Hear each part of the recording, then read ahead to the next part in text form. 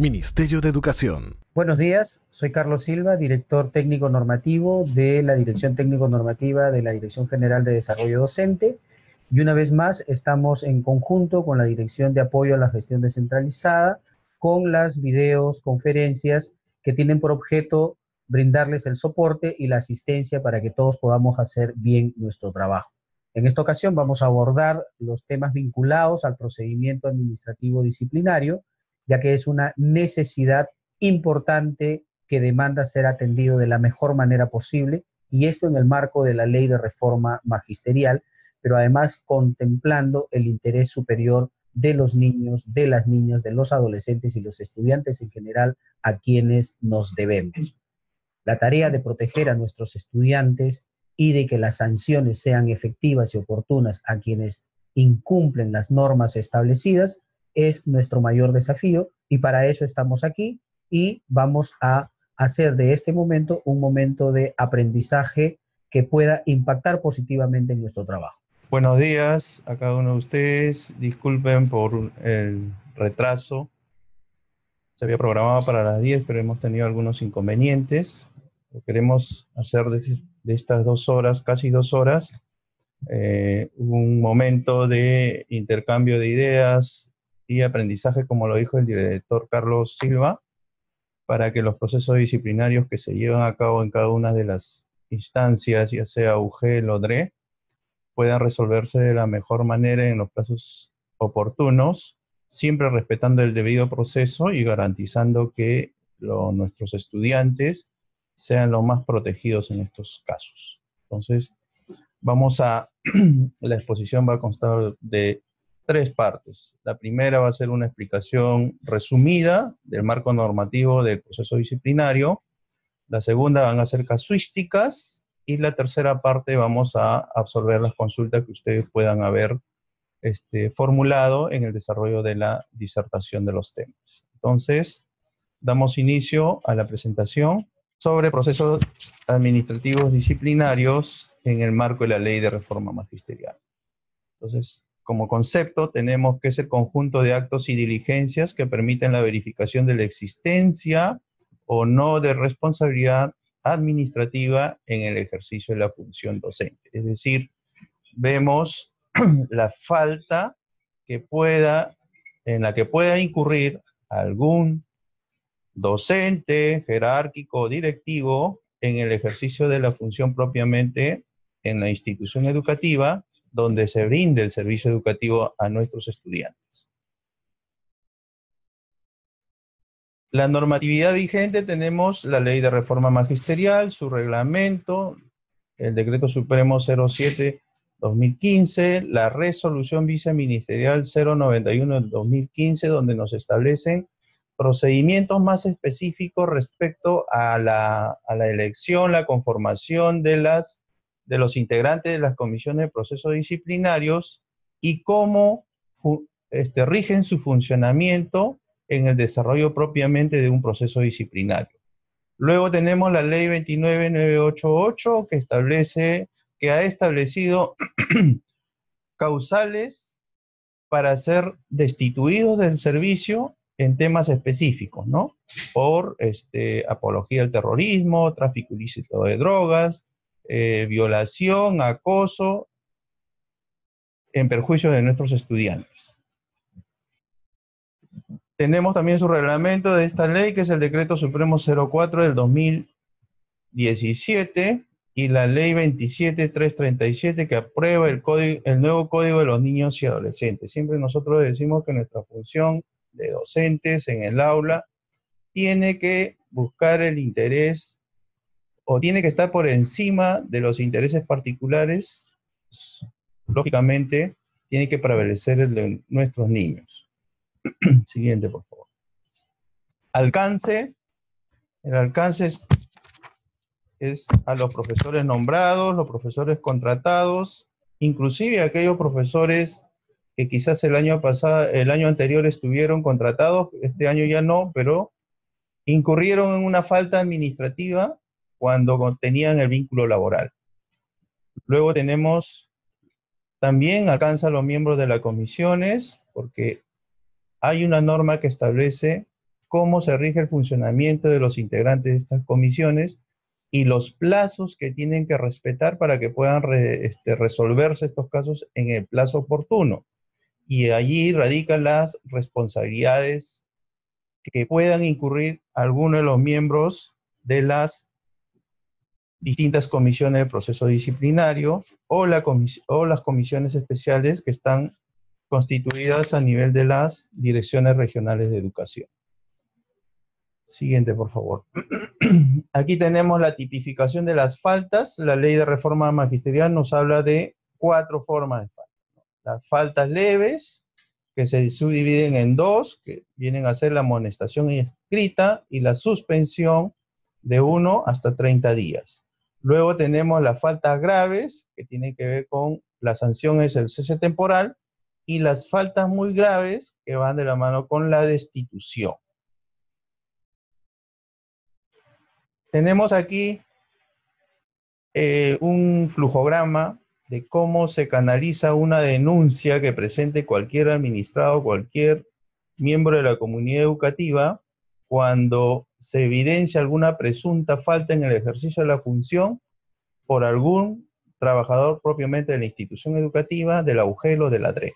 Entonces nos dice que la denuncia ingresa por mesa de partes, toma conocimiento el titular de la DRE o la UGEL, y lo remite a la Comisión de Procesos Disciplinarios. Allí tenemos un secretario técnico. El secretario técnico se va a encargar de tipificar y calificar la falta si es leve o grave. Si es leve, retornará, en este caso, si quien ha cometido la falta es un docente y la falta amerita ser tipificada como leve, retorna a la institución educativa para que sea el director quien tenga que realizar el proceso disciplinario, y tiene la consecuencia podría ser, si es que se encuentra la falta, que la separación pueda darse desde 1 a 30 días.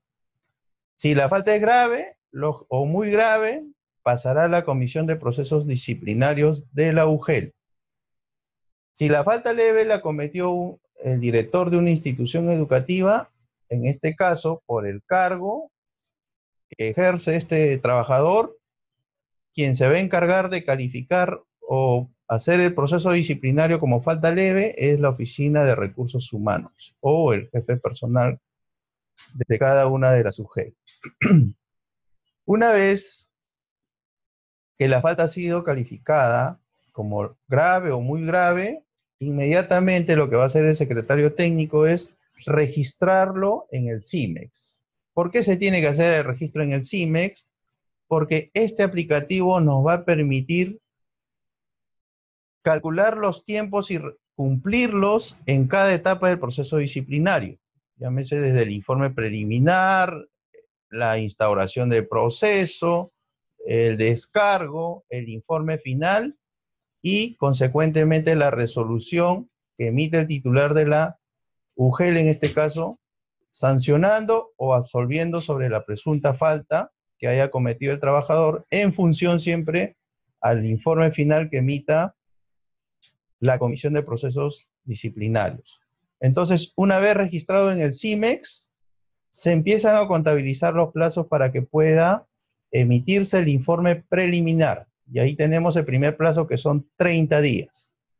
30 días tiene la Comisión de Procesos Disciplinarios para poder elaborar toda la documentación y su informe preliminar, presentarlo a máximo. Estamos hablando de que el plazo máximo es 30 días, lo pueden hacer en 20 días también. Lo que la norma prevé es un plazo máximo. Cumplidos los 30 días, se presenta el informe preliminar al director de la UGEL.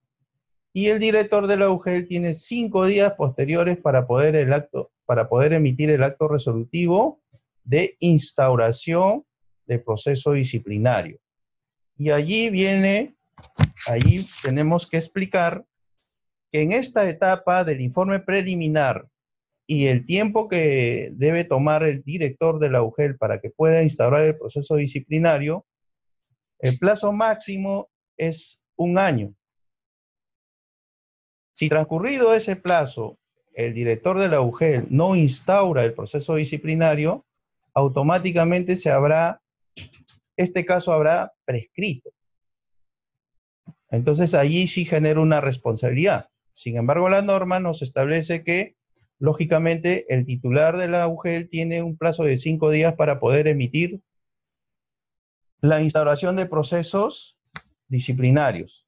Entonces, solamente la prescripción opera entre el informe preliminar y el plazo que tiene el director para poder emitir la instauración del proceso disciplinario.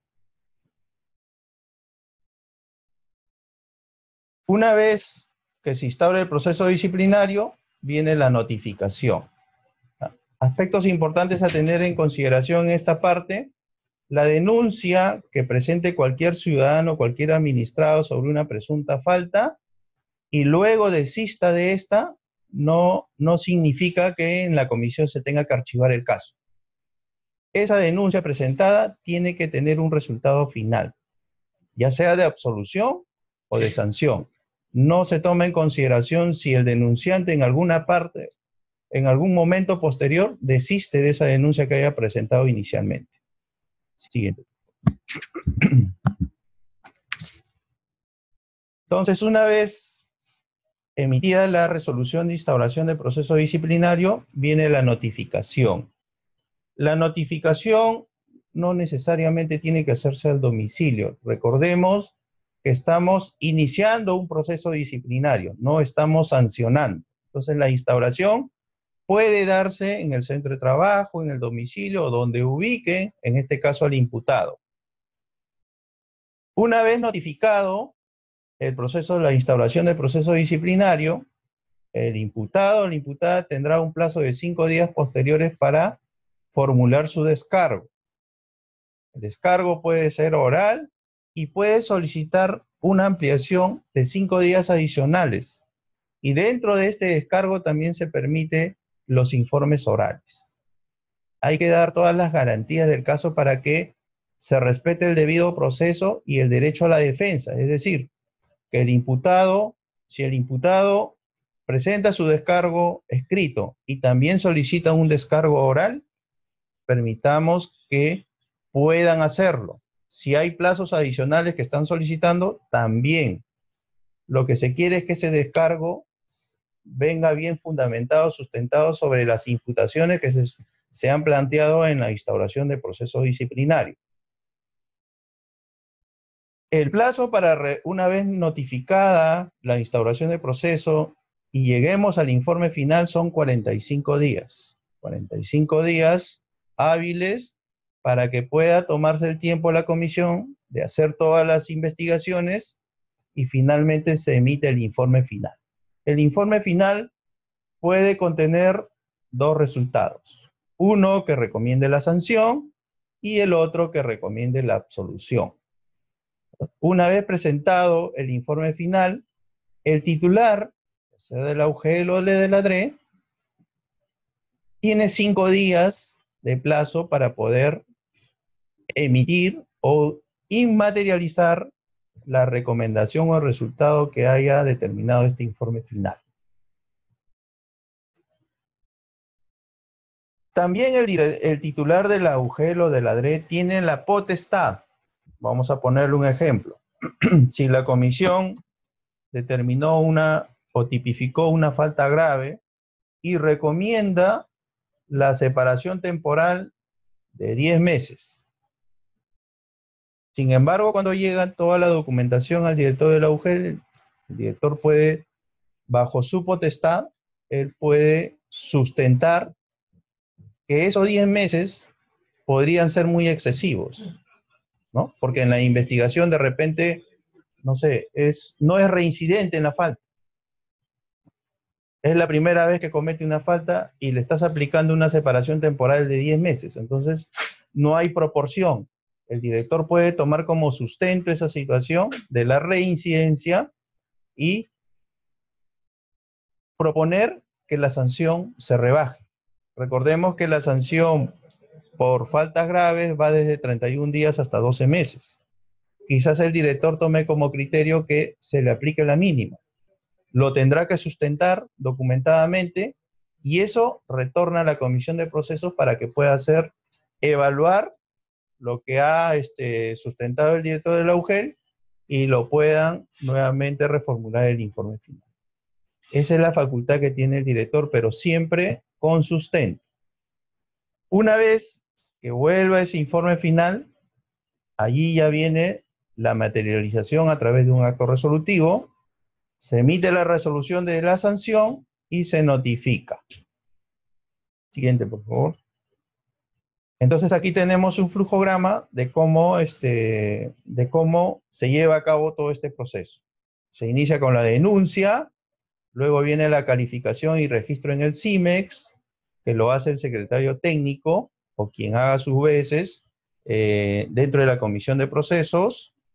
Luego viene la instauración del proceso disciplinario, la investigación, la resolución de sanción o absolución.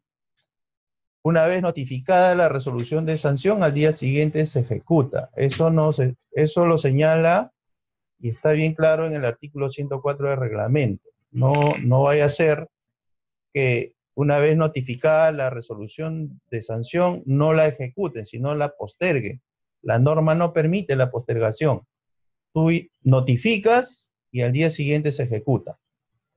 Y luego tenemos los recursos administrativos, es decir, ante una sanción, en este caso el imputado o el administrado que ha sido sancionado, puede ir a otra instancia o puede ir a la misma a través de un recurso de reconsideración donde va a sustentar con medios probatorios de que probablemente esa sanción haya sido muy exagerada o no ameritaba una sanción. Entonces, si presenta un recurso de reconsideración, lo va a tener que resolver la misma comisión de procesos disciplinarios, en este caso de la UGEL. No vaya a ser que lo estén mandando al asesor jurídico. El asesor jurídico no forma parte en tema de recursos administrativos de reconsideración, estrictamente en los temas disciplinarios. Eso va directamente a la comisión de procesos. Y si es una apelación, hay que recepcionar, verificar que esté dentro de los plazos que establece la ley 27444 y elevar toda la documentación a servir, quien es la última instancia en la vía administrativa para poder resolver la apelación. Otro aspecto importante que hay que tener en consideración es cuando vamos a remitir la documentación a servir. Lo que servir siempre va a verificar en un primer momento como un criterio fundamental es que se haya respetado el debido proceso. Es decir, todas las etapas que hemos enunciado, desde que ingresa la denuncia hasta que se emite la resolución de la sanción, tiene que estar debidamente documentada en orden cronológico. Supongamos que va un expediente a servir y no adjuntaron el acta de notificación de la resolución de instauración del proceso disciplinario. Entonces, el administrado puede argumentar que nunca le notificaron esa resolución. Y efectivamente, cuando Servir revisa el expediente, no encuentra el acta de notificación. Entonces, solamente por ese hecho, por la falta de ese documento, retrotrae el proceso. Declara nulo y lo retrotrae a alguna etapa del proceso disciplinario. Entonces, es importante de que toda la documentación respecto a este proceso disciplinario en las distintas etapas tengan que adjuntarse. Luego vamos a hablar del tema de cómo se sustenta o cómo le damos sustento o solidez a una denuncia por distintas faltas para que no puedan declarar la nulidad. En algunos casos hemos observado que los informes finales no tienen el sustento necesario, no articulan con otras normas que tengan que ver con el servicio educativo o con la protección de la integridad de nuestros estudiantes para poder acreditar de que efectivamente el trabajador, cualquiera sea su cargo en el marco de la ley de reforma magisterial, efectivamente incurrió en una falta administrativa. Entonces, vamos a las casuísticas. Tenemos 4 casuísticas donde por distintos motivos y vamos a desarrollarlos. En el caso 1, la casuística que nos dicen que hay un profesor nombrado que no asistió a su centro de trabajo 10 días consecutivos. El director de la institución educativa informa a la UGEL la inasistencia de los primeros 4 días. ¿Ya? En un segundo informe, después de un mes, reporta los 6 días de inasistencia restantes. Sin embargo, la Comisión de Procesos Disciplinarios ha instaurado el proceso disciplinario con el primer informe, es decir, solamente con los 4 días. ¿Cómo puede, la pregunta aquí es, ¿cómo puede la Comisión de Procesos Disciplinarios acumular el segundo informe de inasistencia, que es la misma falta porque son días consecutivos, respetando el debido proceso para emitir una sola sanción?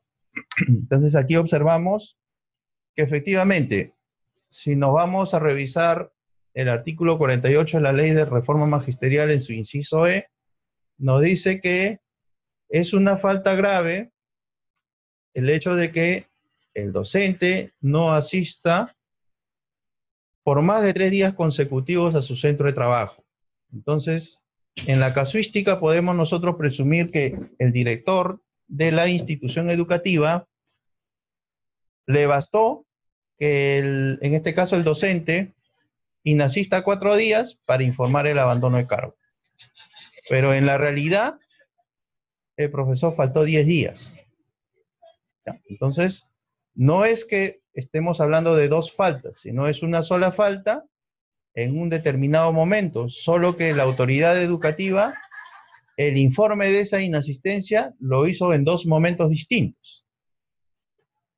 Y la Comisión de Procesos Disciplinarios instauró el proceso solamente con el primer reporte, que equivalen a 4 días, que lógicamente se configura como un abandono de cargo.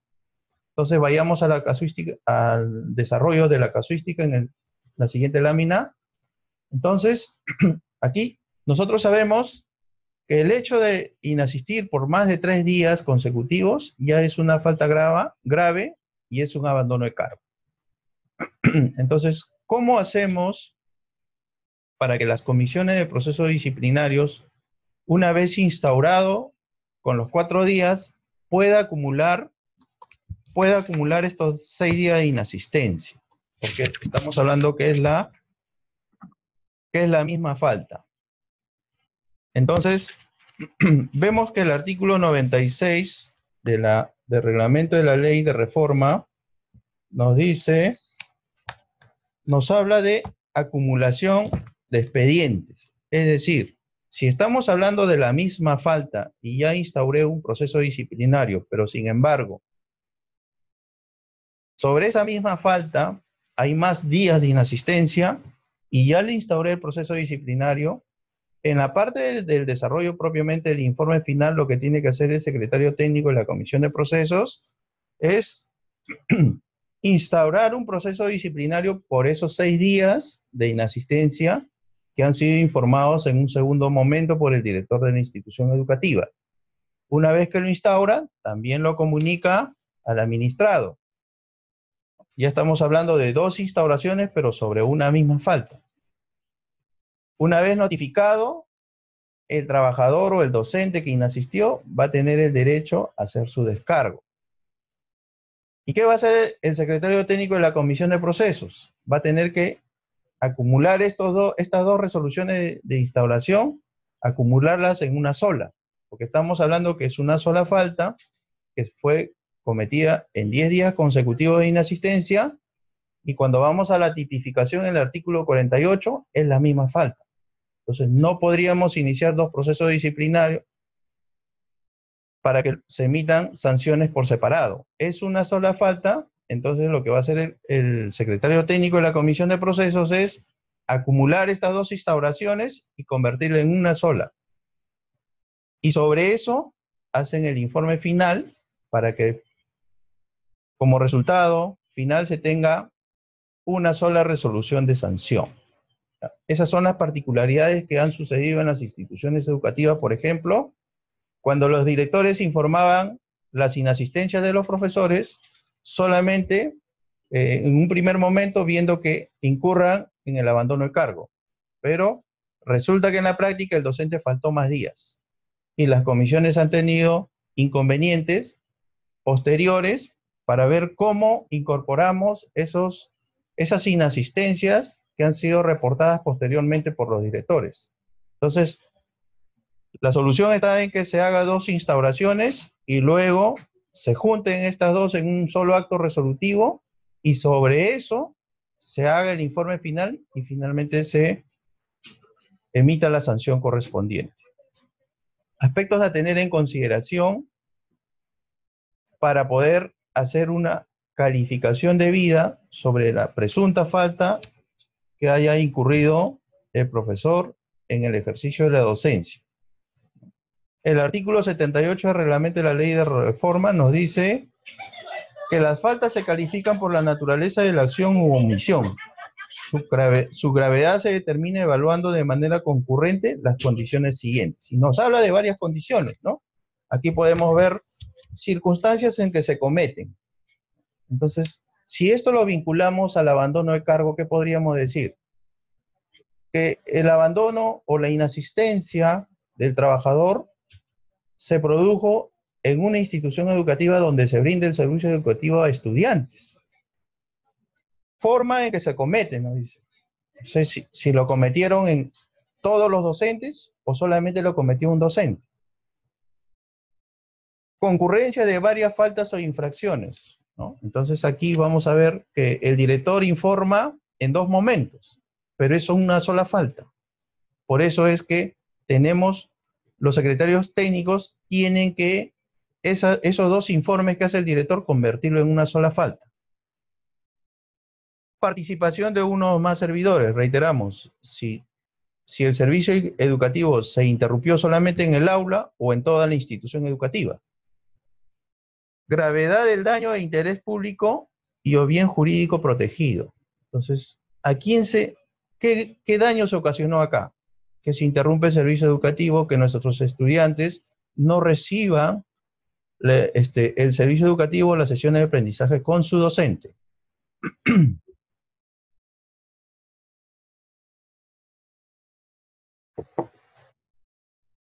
¿Y cómo vamos a correlacionar o darle sustento al informe? Tenemos que irnos a otras normas. No solamente vamos a ver la ley de reforma magisterial. Nos iremos a la ley general de educación, donde nos dice en su artículo 3, ¿qué nos dice el artículo 3 de la ley general de educación? La educación como derecho. Nos dice que la educación es un derecho fundamental de la persona y de la sociedad. El Estado garantiza el ejercicio del derecho a una educación integral y de calidad para todos. Entonces, si nosotros somos servidores públicos, somos parte del Estado. Entonces, si hemos elegido la carrera docente, es porque tenemos la obligación de brindar el servicio educativo. Entonces, al inasistir en nuestro centro de trabajo, lógicamente que estamos incumpliendo esa finalidad que nos ha establecido la Ley General de Educación. Se ha interrumpido el servicio y, por tanto, se han visto perjudicados nuestros estudiantes. Entonces, el informe final que haga el secretario técnico, que formule el secretario técnico conjuntamente con los demás integrantes de la comisión, tiene que tener ese sustento. Es decir, si tú cometiste una falta administrativa, ¿qué daños colaterales ocasionó esta presunta falta? Si estás en una institución educativa, ¿afectó el clima organizacional? ¿Tus colegas se sienten bien con la falta que cometiste? ¿Se afectó el servicio educativo? Los estudiantes ese día, de repente un estudiante asistió a la institución educativa de manera normal, pero tuvo que retornar a su domicilio. Y en su domicilio de repente los padres trabajan y estuvo expuesto a que pueda, expuesto a cualquier tipo de robo, no sé, se expuso a que pueda ser violentado de alguna manera. Entonces, todas esas cuestiones debemos darle sustento en el informe que se haga por parte de la comisión. Luego vemos el perjuicio económico causado, o sea, nos pone todas estas condiciones el reglamento y tenemos que ver de acuerdo a la falta. En el caso del abandono, vemos que no hay un perjuicio económico, o sea, directamente no vemos esa situación. Beneficio ilegalmente obtenido, tampoco. Existencia o no de intencionalidad en la conducta del autor, también habría que fundamentar, es decir, faltaste 10 días, ¿cuál fue tu intención? Exigir tus derechos, por una parte, pero también afectaste el servicio o obstruiste el servicio de educación de los estudiantes. Y la situación jerárquica del autor o autores. En este caso, también nos remitimos al artículo 56 de la Ley General de Educación, donde nos define qué es el profesor. Entonces, quien ha cometido la falta es el profesor. Entonces, el profesor dentro del aula es la autoridad. ¿Y qué nos dice el artículo 56 de la Ley General de Educación? El profesor es agente fundamental del proceso educativo y tiene como misión contribuir eficazmente en la formación de los estudiantes en todas las dimensiones del desarrollo humano. Por la naturaleza de su función, la permanencia en la carrera pública docente exige al profesor idoneidad profesional, probada solvencia moral y salud física y mental, que no ponga en riesgo la integridad de los estudiantes. Entonces, vemos que el profesor quien asistió 10 días, lógicamente, que incumplió esta finalidad o esta definición de lo que es un profesor. Entonces, eso ya se configura como una falta y, lógicamente, tenemos que sentarlo también en el informe final para que ante un recurso de reconsideración que vaya a servir, ellos sepan por qué está siendo sancionado, qué servicios afectó, quiénes fueron impedidos de recibir el servicio educativo. Eso por el caso del abandono de cargo. Luego hay que tener en cuenta, por favor, eso sí les pido, las etapas y las acciones que debemos cumplir dentro de este proceso. Es decir, toda la documentación tiene que estar ordenada cronológicamente por cada expediente, desde el momento que ingresa la denuncia. El informe preliminar donde se tipifica la falta y se instaura el proceso disciplinario, la resolución de la instauración, la constancia o el acta de notificación de la instauración. Luego viene los descargos, es decir, tiene que quedar en evidencia que el imputado ha tenido todas las facilidades de caso que hayan permitido o le hayan permitido hacer su descargo, ya sea oral, escrito, documentado. Todo eso tiene que constar en el expediente. Y luego de eso ya viene la parte del informe final. El informe final no solamente se acompaña solamente el informe, tiene que ir acompañado de otras documentaciones adicionales. Por ejemplo, si estamos hablando en este caso de un abandono de cargo, no solamente nos vamos a remitir al informe que hizo el director, también hay que pedir un informe responsable de planilla de la UG si efectivamente hizo el descuento correspondiente. El secretario técnico podría solicitar al director de la institución educativa los partes diarios de asistencia, donde conste que efectivamente no firmó su asistencia los 10 días que están señalados en el informe propiamente del director. Entonces, toda esa documentación le va a dar sustento al informe final para que pueda ser consistente la sanción que se vaya a imponer. Una vez desarrollado el informe final con toda su documentación, viene la resolución de sanción y la notificación. Toda esa documentación tiene que estar debidamente foliada para que ante la presentación de un recurso de apelación, todo eso vaya a servir. Y servir finalmente va a verificar que en todas las etapas del proceso se han respetado estas documentaciones. Caso contrario, si faltase algún documento, lógicamente que servir lo primero que va a hacer es declarar la nulidad y retrotraerlo. Lo que comúnmente sucede es retrotraerlo porque no están revisando el tema de fondo, sino de forma. Luego tenemos una segunda casuística que nos señala lo siguiente. Un docente nombrado de la carrera pública magisterial denunció en febrero del año 2019 al director de su institución educativa. El director es designado por ruptura de relaciones humanas con la comunidad educativa. El profesor señala que el director maltrata a los profesores y padres de familia, y además tiene audios y fotografías que demuestran su acusación. La pregunta que radica en cómo se tipifica la falta administrativa disciplinaria conforme a la ley de reforma magisterial. Entonces aquí vemos que el profesor, en su razonamiento, porque él no tiene la obligación de saber, o sea, con exactitud qué falta imputarle, en este caso a su director, sino él hace un razonamiento desde su punto de vista como docente y dice, bueno, el director está cometiendo abuso con los padres de familia, con los docentes, y como consecuencia no hay, se han roto las relaciones laborales con todos los miembros de la comunidad. Entonces, lo conceptualiza de esa manera. Entonces, lo que vamos a ver es esa denuncia, cómo se canaliza a nivel de la UGEL y de la Comisión de Procesos Disciplinarios. Siguiente. Entonces, aquí nos dicen aspectos a tener en cuenta.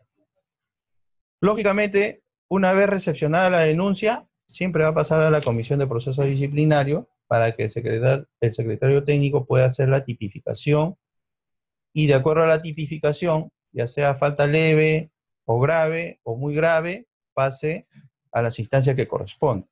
En este caso estamos hablando de que es una falta grave.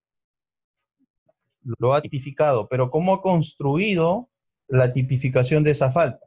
Si nosotros vamos directamente al artículo 48, vamos a encontrar de que no hay una causal que nos diga que es una falta grave la ruptura de relaciones humanas.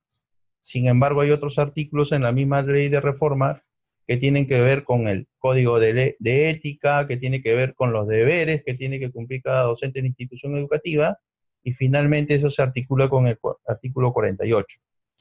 Entonces aquí tenemos que en el marco de la ley de reforma magisterial, el denunciado ha incumplido los principios establecidos en el artículo 2, referido al principio de probidad y ética pública, y el principio de derecho laboral. Es decir, en su condición de director, ha propiciado el rompimiento de las relaciones humanas entre los docentes y, lógicamente, los padres de familia.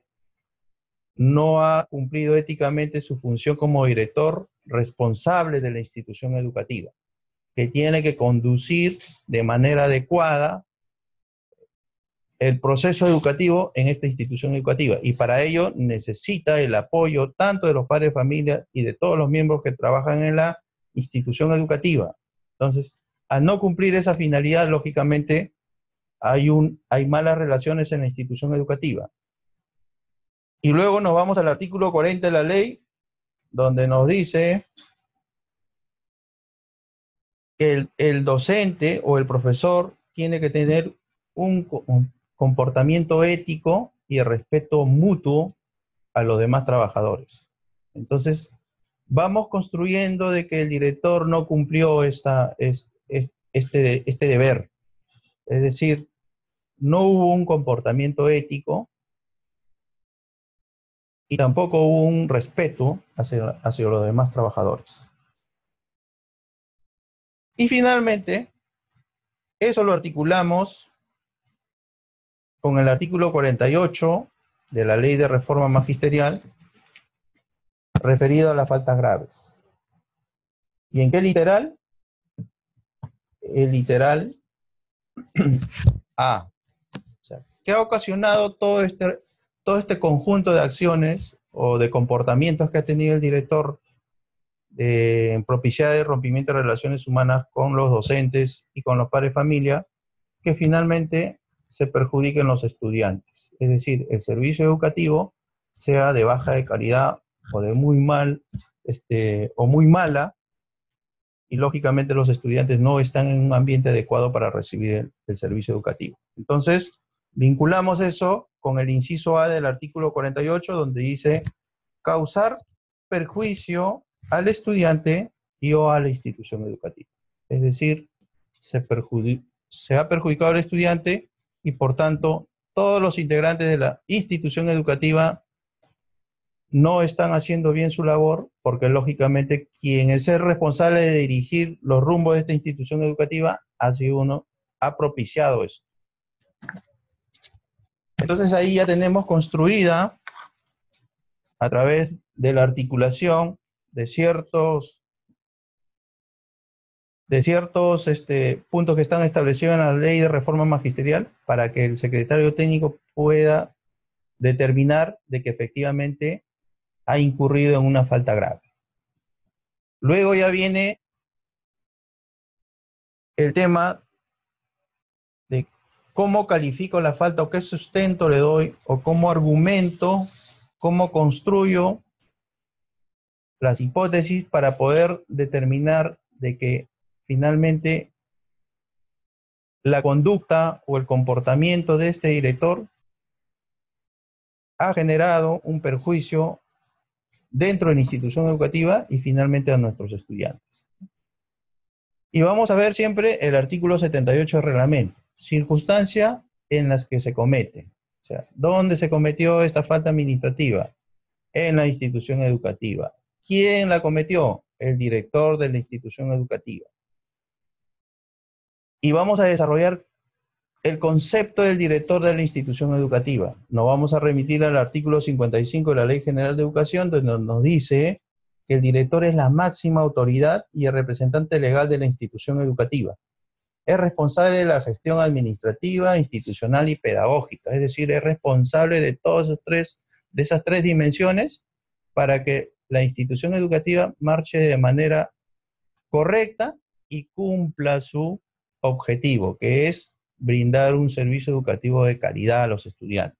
Entonces, ese sería el primer argumento.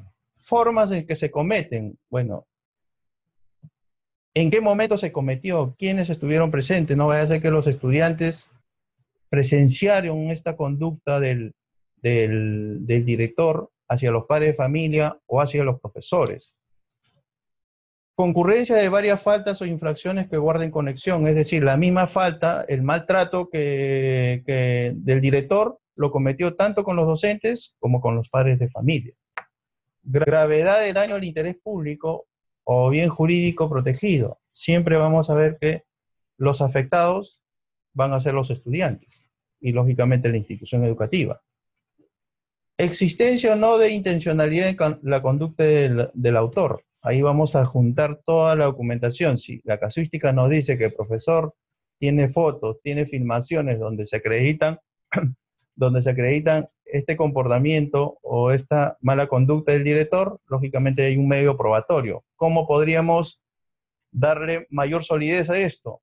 Recabando, no sé, hay un CONEI al nivel de la institución educativa, quizás le pedimos que nos den una apreciación, aunque sabiendo que el presidente del CONEI es el director, pero a los demás integrantes.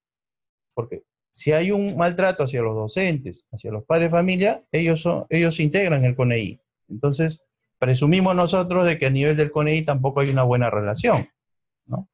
Luego, hay que darle mayor solidez a eso, pidiéndole también a la PAFA o los comités de aula que nos den su apreciación respecto a cómo se viene gestionando, cómo el director viene conduciendo la institución educativa.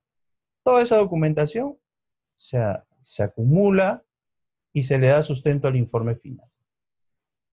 Luego vemos la situación jerárquica del autor o autores. En este caso, el director es quien ha incurrido en esta falta grave y no solamente ha ocasionado el perjuicio a un aula, sino a toda la institución educativa. En el caso del abandono, el primer caso veíamos que es el docente quien de alguna manera genera un perjuicio, pero a su aula. Pero en este caso, por el cargo que ostenta y por la función que le pertenece al director, el perjuicio es mucho mayor, porque no estamos hablando que el perjudicado sea un aula, sino toda la institución educativa. Entonces, todos estos criterios a tener en consideración nos van a dar la solidez y el sustento para que la comisión, en cumplimiento de función y bajo la autonomía que tiene, puedan recomendar la sanción. Recordemos que la sanción, cuando hablamos de una falta grave, va desde 31 días a 12 meses. Y aquí también es importante hacer esta precisión.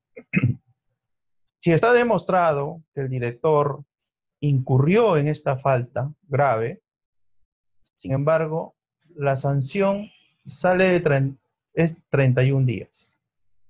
Y luego viene la reacción social, es decir, los padres de familia, los docentes, toman el colegio, lógicamente, porque la sanción ha sido la mínima, existiendo las pruebas contundentes de que el director efectivamente ha perjudicado no solamente a los docentes, a los padres de familia, sino también a los estudiantes. Entonces ahí, si existen los medios probatorios de sustento necesario, no debemos darle una sanción mínima. Es decir, porque debemos tener en consideración que ante esa sanción siempre va a haber una reacción. Y si existen los sustentos necesarios y le aplican una sanción, por ejemplo, de 6 meses, en este caso el sancionado tendrá que demostrar de que esa sanción ha sido muy excesiva, con documentos. Pero sobre los documentos que ya tiene la comisión, que ha acumulado en el proceso de investigación, lógicamente no va a haber otra forma. Pues hay que tener cuidado porque han habido muchos casos en los cuales las comisiones le han aplicado la mínima sanción.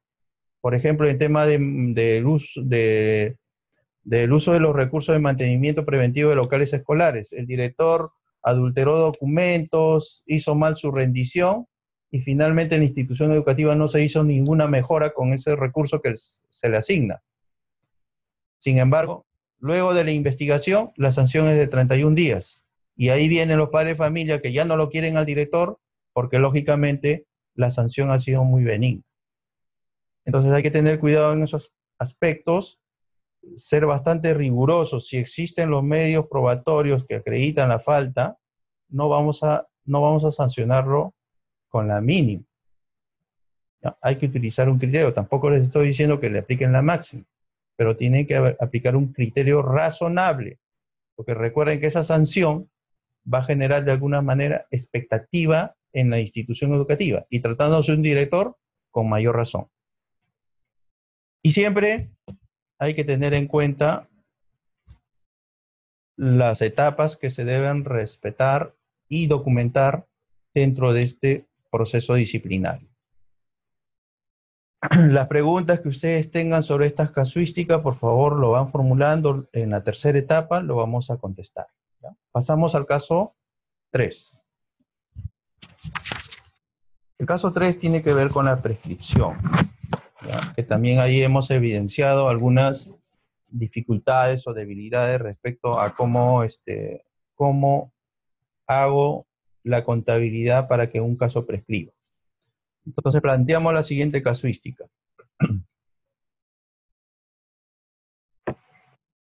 Allí nos dice que el 2 de febrero del 2017, el director de la UGEL recibe un informe preliminar de la Comisión de Procesos Disciplinarios que recomienda la instauración de un proceso. Luego, la resolución directoral de instauración se expide el 2 de mayo. O sea, hay que ver bien las fechas. El 2 de mayo del 2018. El 15 de octubre,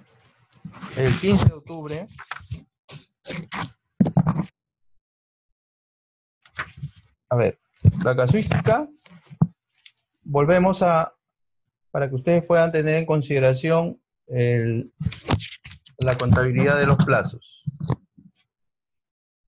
Nos dice la casuística, el 2 de octubre del 2017, el director de la UGEL recibe un informe preliminar de la CEPAT que instaura la comisión de proceso. La resolución de instauración se expide el 2 de mayo, es decir, después de 7 meses. Se instaura el proceso disciplinario. El 15 de octubre del 2018, el jefe de recursos humanos de la UGEL es notificado con la resolución de Servir, es decir, ante la sanción, apeló y Servir le notifica el 15 de octubre del 2018 al jefe de recursos humanos que declara nula la RD de instauración y sanción, disponiendo una nueva calificación. Es decir, lo retrotrayó hasta el momento de la calificación o tipificación de la falta, es decir, hasta el momento de la denuncia. Luego dice, la CEPAT, en virtud de lo dispuesto por Servir, emite con fecha 1 de noviembre del 2018 un nuevo informe recomendando la instauración, el cual es recibido por el director el 5 de noviembre del 2018. ¿Ya? Y luego la casuística nos dice que hasta el 6 de mayo del 2019 no se ha emitido ninguna instauración. Entonces, el imputado, el 6 de mayo, ha solicitado la prescripción de su proceso disciplinario en vista que no existe instauración. Entonces, la casuística nos dice, la pregunta aquí es, ¿cómo se resolvería y cuándo prescribió? Pasamos a la siguiente. Entonces, aquí vamos a ver los plazos. ¿Ya? Nos dice que la primera instauración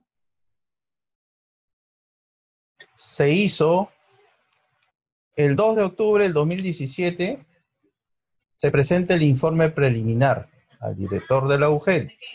Y el director de la UGEL lo instaura el 2 de mayo del 2018, 7 meses después.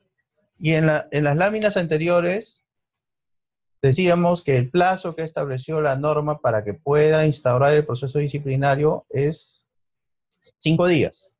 Pero sin embargo, también ahí te habla de la prescripción, de que la prescripción solamente opera entre el informe preliminar y la instauración, y el plazo máximo es 1 año. Entonces, en la primera instauración, lógicamente, el director no cumplió los 5 días, pero cuidó que no incurriera en la prescripción. Lo instauró a los 7 meses. Pero como esta sanción fue apelada, Servir lo declaró nula y retrotrajo el proceso disciplinario hasta el momento de la denuncia, es decir, que se vuelva a calificar para que se instaure nuevamente. Entonces, el 5 de noviembre, la Comisión de Procesos Disciplinarios, el 5 de noviembre del 2018, la Comisión de Procesos Disciplinarios presenta el informe preliminar al director de la UGEL. Pero el director de la UGEL, habiendo transcurrido 6 meses, no instauró el proceso disciplinario. Y lógicamente, el imputado está pendiente de esta situación, cuidando que se respeten los plazos, y si no, se acoge al beneficio que le otorga la norma.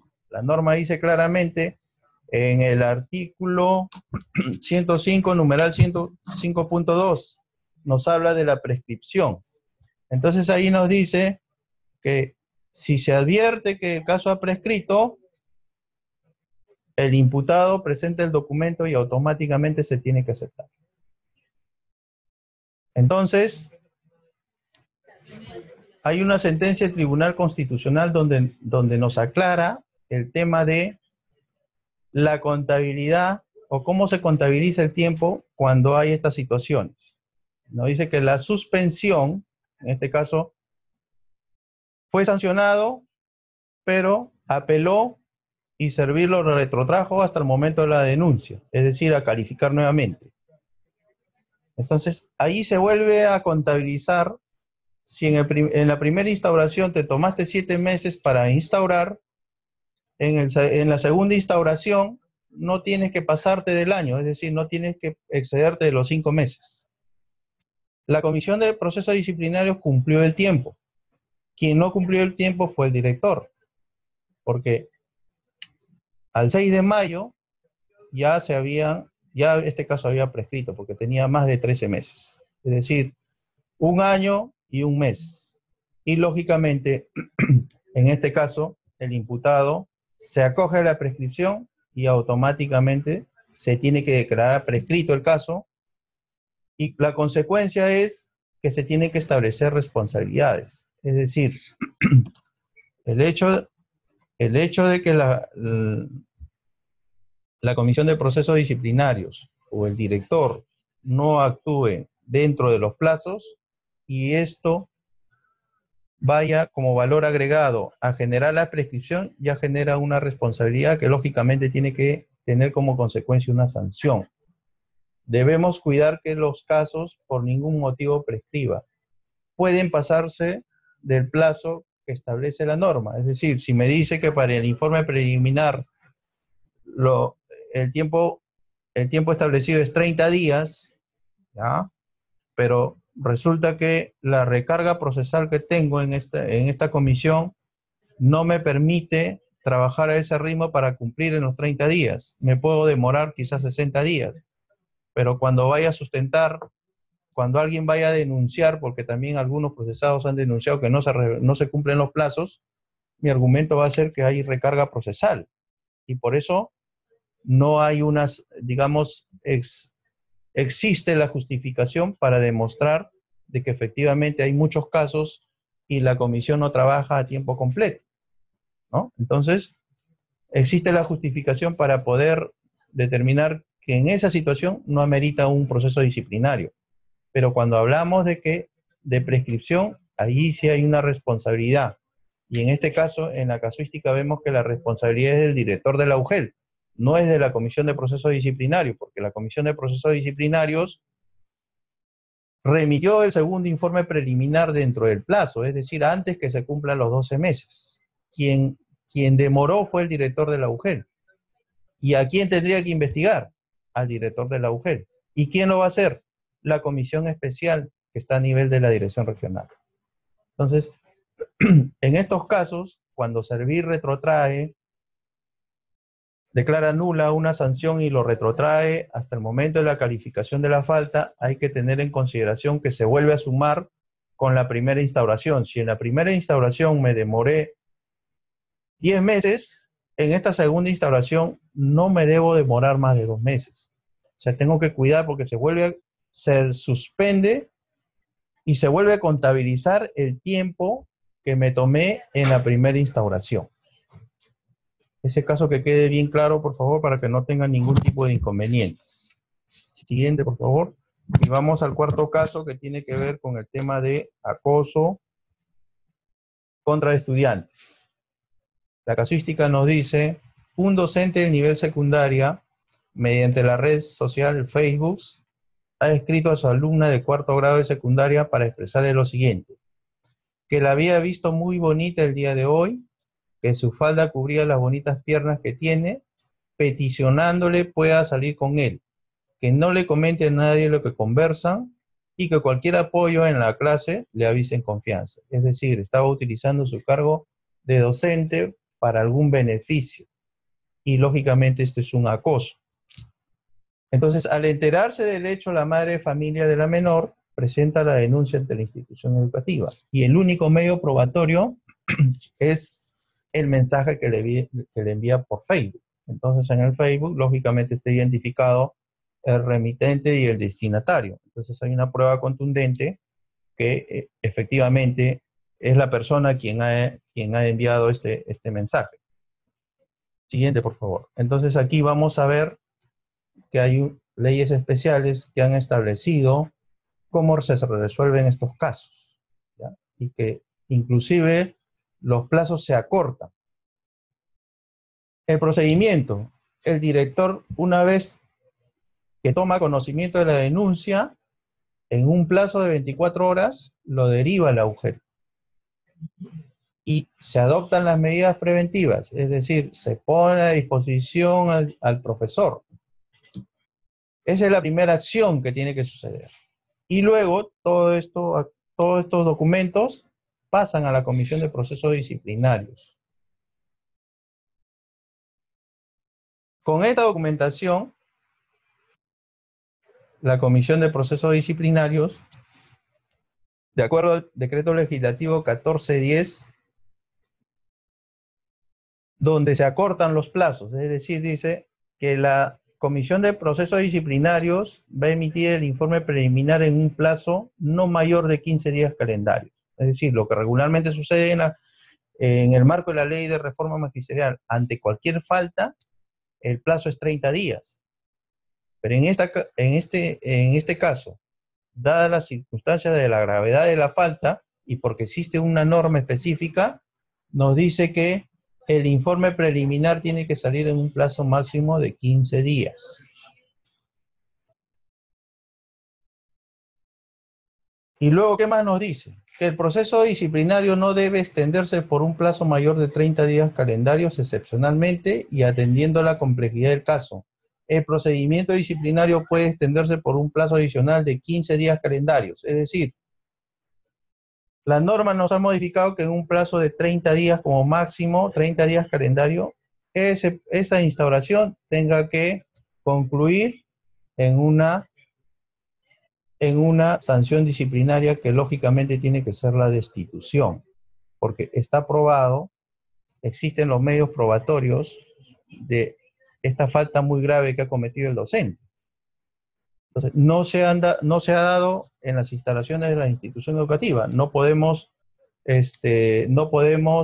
la Comisión de Procesos Administrativos no va a poder recabar mayor información propiamente de la institución educativa, si no se daba a través de las redes sociales. Entonces es la denuncia que presenta la madre de familia, donde adjunta este mensaje a través de la red social, es el único medio probatorio con el cual se le va a iniciar el proceso disciplinario y lógicamente va a haber una versión en este caso, de la denunciante. Con todo eso, se inicia el proceso disciplinario y se tipifica como una falta muy grave, porque así lo establece la norma, y tiene que darse la destitución. Una vez que se dé la destitución, además, la ley 30.903 dice que quienes cometan esta falta no pueden reingresar al servicio para prestar el servicio educativo. Es decir, está inhabilitado de por vida, en este caso el docente, para que pueda reingresar al servicio educativo. Entonces hay leyes muy específicas y especiales que han salido protegiendo la integridad de los estudiantes y propiamente de las mujeres. En estos casos, para las comisiones de procesos, estos casos que tengan que ver con acoso, violación, tocamientos indebidos con los estudiantes, tiene que adoptarse inmediatamente las medidas preventivas. No puede ser que el docente permanezca en la institución educativa cuando ha acosado a un estudiante. Entonces, está generando un perjuicio psicológico y no debe estar en la institución educativa. Tampoco podría ir a otra institución educativa. Tiene que estar en la sede administrativa de la UGEL hasta que se resuelva su caso. Y ese hasta que se resuelva su caso no quiere decir que vamos a esperar un año. Hay normas específicas que nos han dicho que eso se resuelve en el plazo inmediato. Pero el plazo inmediato siempre respetando, como les vuelvo a reiterar, hay que respetar el debido proceso. Es decir, tengo este mensaje en la red social donde me acredita de que el remitente es el profesor y el destinatario es su alumna. ¿Cómo lo corroboro eso? Con las actas de evaluación del CIAGIE quizás, o un informe del director de la institución educativa que me diga que efectivamente la menor sí es alumna del profesor. Entonces, por ahí ya establecemos el vínculo que hay entre docente y estudiante. Y luego el aprovechamiento que éste ha tenido para enviarle el mensaje a la estudiante. Y nuevamente vamos a construir la tesis acogiéndonos al artículo 56 de la Ley General de Educación, donde nos habla cuál es la función del docente, donde nos pide que sean idóneos, solventes, psicológica y moralmente, cosa que no ha cumplido. Y el otro tema que hay que revisar siempre es el código del niño y el adolescente, es decir, por encima de cualquier interés está preservar la integridad física y psicológica de nuestros estudiantes. Entonces, el docente hizo un abuso en su condición como tal para enviarle un mensaje a su estudiante, que además es menor de edad. Entonces, todo eso le da sustento a la decisión que voy a tomar como comisión para poder aplicar la destitución. Ojo que aquí es la destitución en esta casuística. No vaya a ser que en algunos casos hemos visto que lo tipifican como una falta grave. Y lógicamente la falta grave es una separación temporal. Hay que tener en consideración que toda falta administrativa que tenga que ver con acoso, violación, tocamientos indebidos a los estudiantes, va tipificado como una falta muy grave y la acción inmediata es la medida preventiva. Y la resolución de estos casos tiene que ser en el plazo inmediato. No pueden haber casos que tengan un año, el profesor esté a disposición de la UGEL y a la fecha no se resuelva su caso. Eso ya de por sí va a generar una mayor responsabilidad tanto del director de la UGEL como de la Comisión de Procesos. Hay que tener en consideración que la Comisión de Procesos tiene autonomía, pero para poder adoptar criterios en función a la norma. Pero cuando hablamos de plazo, hay que ver también cuál es la prioridad. Un abandono de cargo, un incumplimiento de funciones o un tocamiento indebido de estudiantes. Tengo que priorizar. Por encima de eso, tengo que priorizar el tocamiento indebido para resolverlo en el plazo inmediato. Bien, son las 4 casuísticas. Son las 4 casuísticas. Y hacemos un paréntesis de unos 5 minutos para que ustedes puedan formular su consulta y luego venimos ya con la absolución propiamente de las consultas que haga. Retornamos en unos 5 minutos.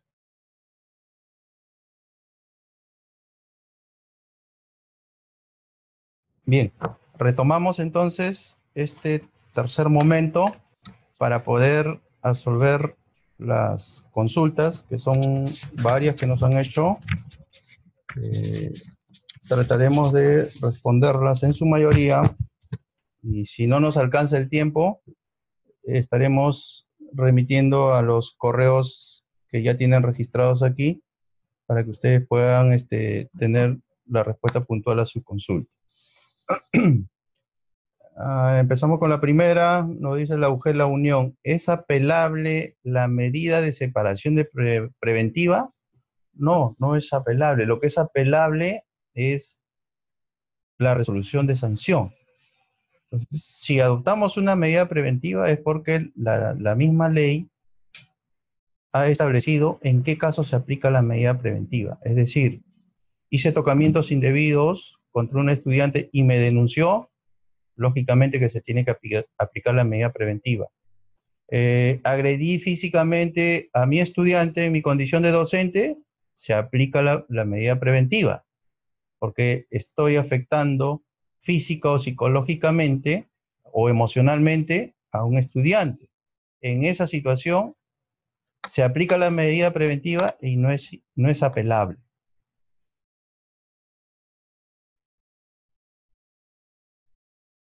La DRE Lima Provincia nos dice, para la prescripción se toma desde el informe final o desde la firma de resolución del titular.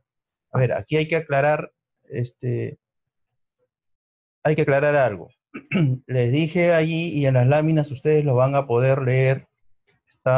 La prescripción se da solamente en el estado del informe preliminar y el tiempo que se tiene que tomar el director para instaurar el proceso disciplinario.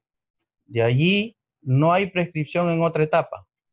Solamente entre el informe preliminar y el tiempo que se debe tomar el director para instaurar el proceso disciplinario, que no debe pasar del año. Si pasa del año, ya está, el caso va a prescribir.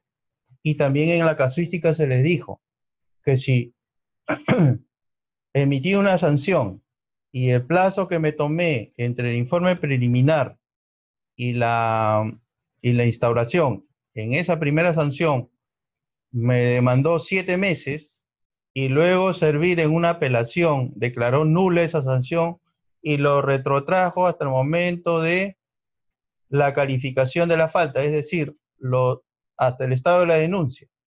Nuevamente hacer el informe preliminar se contabiliza, se vuelve a contabilizar el plazo, es decir, ya en la primera sanción tuve 7 meses, ahora debo cuidar en esta segunda que no debo pasarme del año, es decir, antes de los 5 meses debo haber instaurado el segundo proceso disciplinario porque servir lo retrotrajo o lo retrotrayó a algún momento al estado de denuncia ese proceso disciplinario. Entonces, que quede claro que la prescripción solamente se contabiliza entre la presentación del informe preliminar y el tiempo que tiene que tomarse para la instauración del proceso disciplinario. La UGEL Pachitea nos pregunta si se puede declarar la nulidad de oficio de la resolución directoral de proceso de apertura de proceso disciplinario por haber tipificado la norma de manera incorrecta. A ver, en este caso, digamos que el informe preliminar decía el profesor estaba incumpliendo, el profesor, digamos, incurrió en abandono de cargo, ¿ya? Que de acuerdo a la tipificación debería ser el literal E del artículo 48, que es una falta grave. Pero sin embargo, en la instauración del proceso disciplinario dice literal A del artículo 48. Es decir, es una falta grave, pero la causal es distinta, porque acá el literal A dice causar perjuicio al estudiante y o a la institución educativa. Ese es un efecto secundario, porque la falta en sí es el abandono de cargo. Entonces, si la instauración va con el literal A, pero sin embargo, cuando voy a revisar la falta es el literal E del artículo 48, lo que tengo que hacer ahí, si ya se instauró, es elevar este documento a la dirección regional para que declare nula esa instauración. Una vez que la declare nula, la va a retrotraer nuevamente a la calificación y volvemos a contar el plazo. Pero es la autoridad superior quien tiene que declarar la nulidad. No estamos hablando de una sanción. Si fuese una sanción, ahí sí en apelación se va a servir, pero como estamos hablando de una resolución de instauración que ha sido mal tipificada, lógicamente que si continúas, la sanción va a tener que salir por el inciso A y no por el inciso E. Y lógicamente ante una apelación van a declarar nula esa sanción. Entonces, si el secretario técnico, la comisión ya advirtió de que la tipificación está errada, elevamos a la dirección regional para que declare la nulidad de esa instauración y se vuelva nuevamente a calificar e instaurar el proceso disciplinario.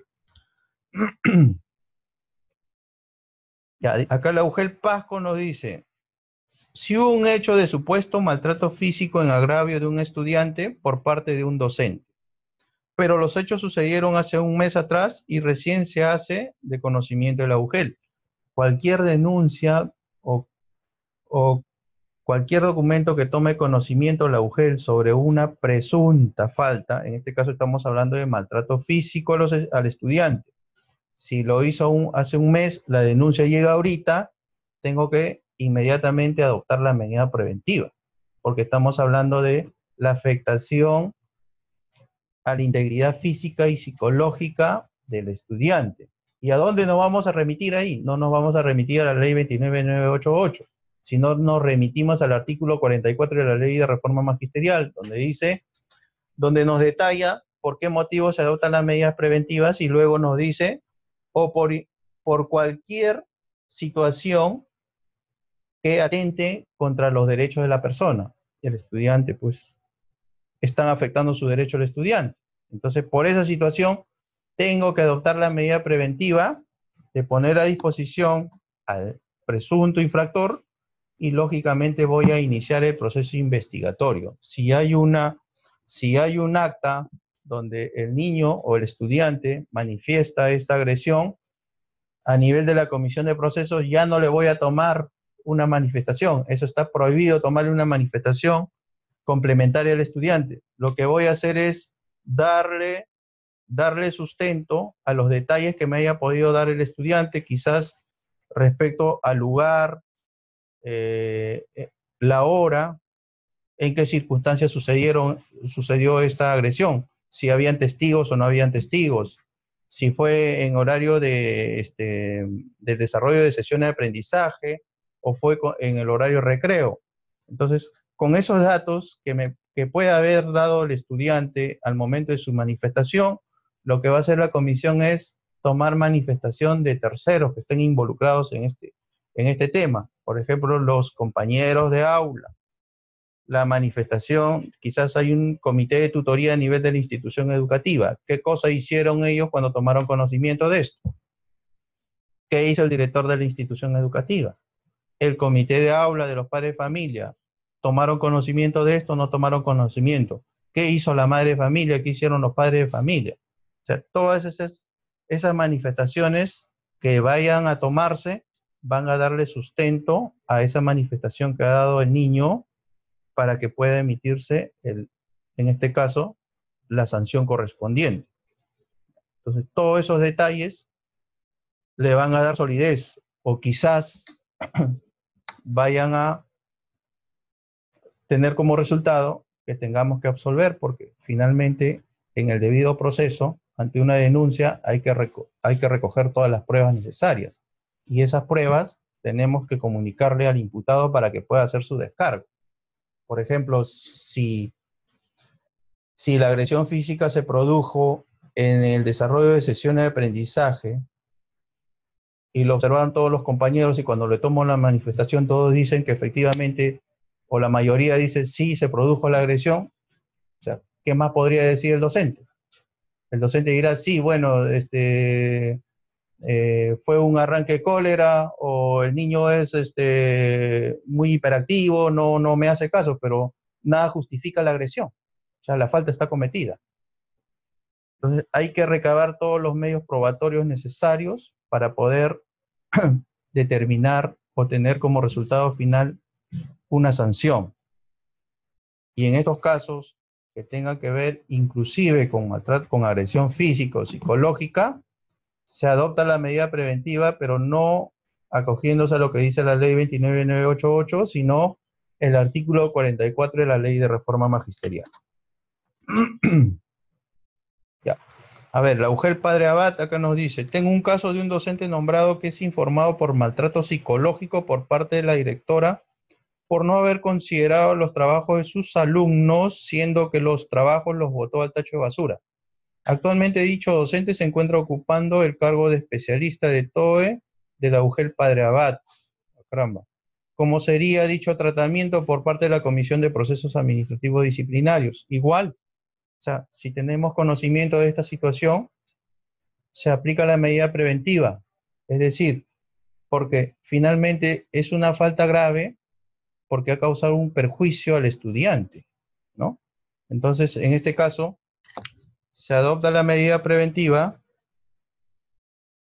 y se inicia el proceso disciplinario. Pero la tipificación de la falta en este caso, porque no ha habido agresión física, pero sí hay un daño psicológico. Es decir, en mi condición de docente, yo no puedo desmerecer el trabajo que me haga un estudiante y botarlo al tacho de basura, ¿no? Eso ya le trae un daño psicológico y emocional.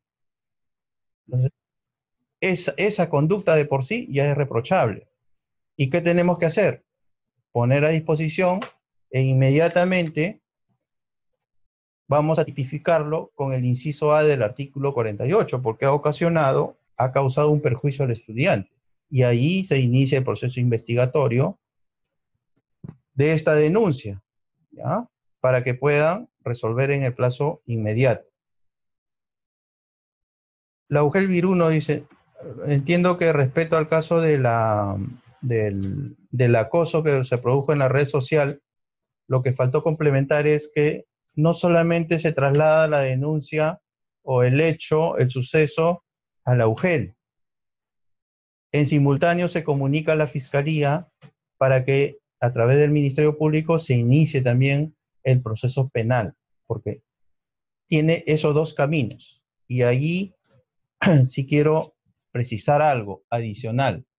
Digamos que a nivel de la Fiscalía, el denunciante no concurre a las citaciones que haga el Ministerio Público para que rinda su manifestación. Entonces, las fiscalías, por falta de medios probatorios o por falta de manifestación del denunciante, archiva el caso, ¿no? Es puntual. Dice, archivo el caso porque los denunciantes no se han apersonado por X circunstancias a rendir su manifestación.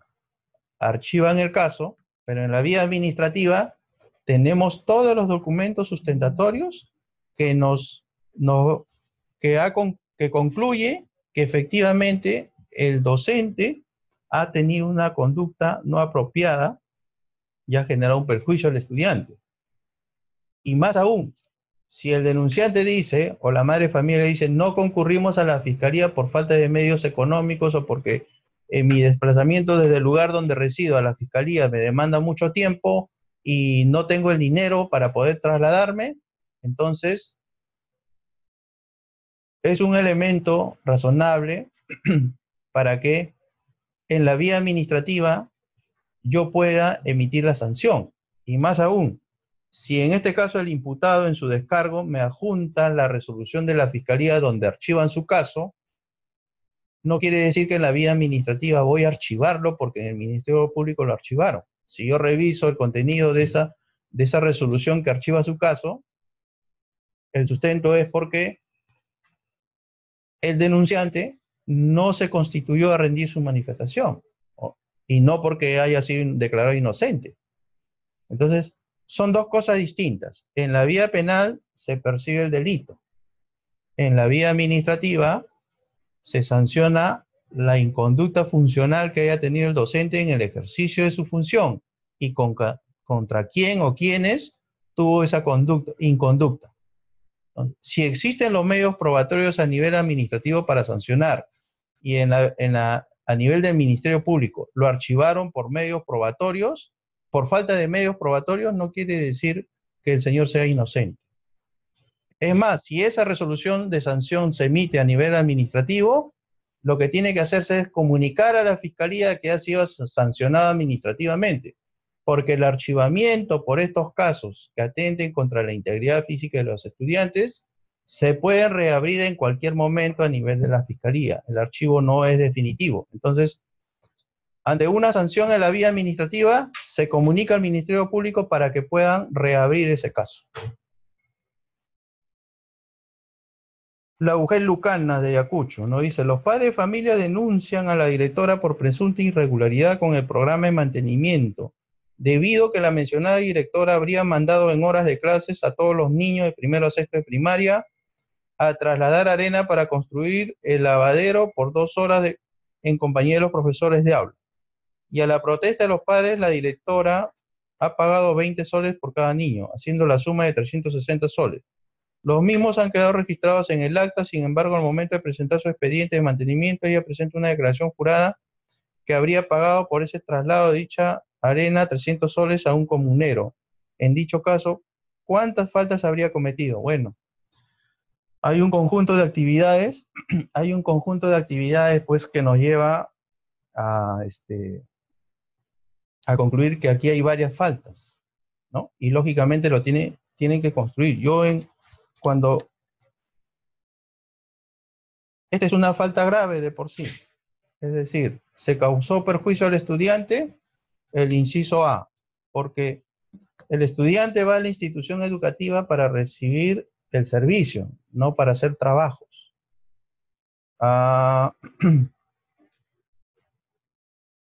Inciso C, realizar actividades comerciales o lucrativas en beneficio propio de terceros aprovechando el cargo de la función que se tiene dentro de la institución educativa.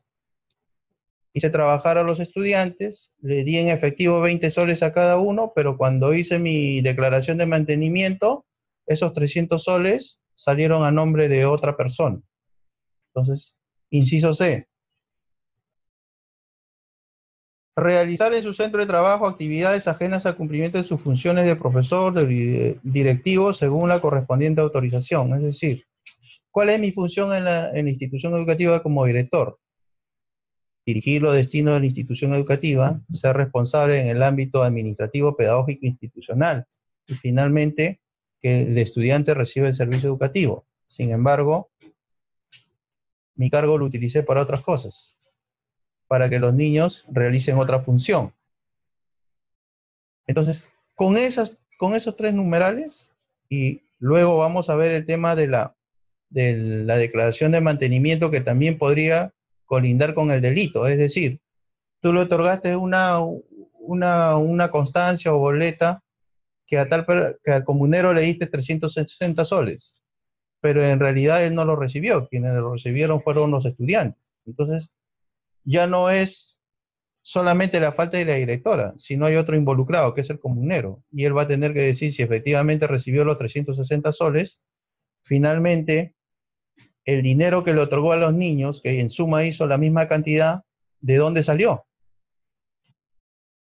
Y si ha habido alteración del documento en el programa de mantenimiento, ya no solamente estamos hablando de una falta administrativa, sino estamos hablando de un delito, porque has adulterado documentación para poder hacer el balance de un recurso presupuestal que te asigne el Estado. Es un dinero público, no es un dinero privado. Entonces ahí también tiene que ver el tema penal y eso se canaliza a través de Procuraduría. Pero en sí, si se ha suscitado este caso en la UGEL Lucanas, tienen que iniciar el proceso disciplinario como una falta grave y por varias. O sea, acá están los literales en el 48 desde el inciso A hasta el inciso I. Hay que ver qué incisos guardan relación con todo el conjunto de faltas que ha cometido. Y luego en la instauración, lógicamente, vamos a imputar. ¿Por qué el inciso A? Porque causó un perjuicio al estudiante al haber forzado a que realice funciones ajenas propiamente a realizar en la institución educativa, porque ellos van a recibir el servicio educativo. Y allí, pues, entiendo que hay va a haber manifestación de los docentes, porque los docentes de alguna u otra manera han acompañado a los estudiantes en esta labor. Están los padres de familia quienes han hecho la denuncia, ellos también tendrán que dar su manifestación, y sobre eso también los mismos estudiantes dirán, pues sí, efectivamente, trabajamos y nos pagó 20 soles. Eso dará mayor consistencia, no solamente a la falta administrativa, sino también lo podremos utilizar para el tema de la denuncia penal que se tenga que formular ante el Ministerio Público por adulteración de documentos y por uso de bienes, por uso de los recursos presupuestales del Estado de manera incorrecta. ¿No más? ¿Sí?